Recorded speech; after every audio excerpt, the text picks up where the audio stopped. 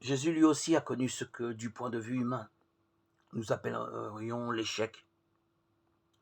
Il était pourtant préparé, divinement préparé à sa mission. Il n'était porteur que d'un message de paix et de confiance, et sa parole était accréditée comme parole de Dieu par les miracles.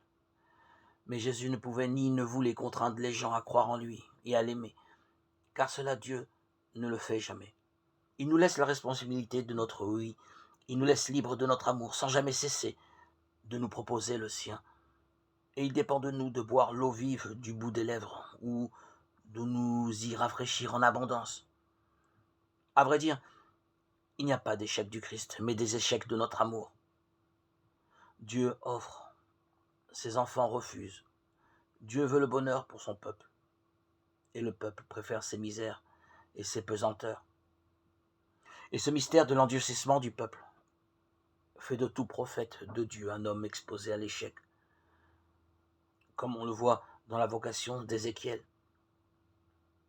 Ce qui retenait les gens de Nazareth et des environs face au message libérateur de Jésus, c'est qu'ils connaissaient Jésus de longue date. Il avait été leur compagnon de jeu. Il avait appris à lire la Torah sur les mêmes rouleaux de la synagogue.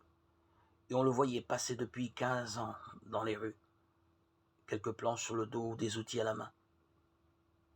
Au fond, cette difficulté qu'éprouvaient les gens de Nazareth, c'est celle que nous rencontrons lorsque nous prenons conscience du mystère inouï de l'incarnation.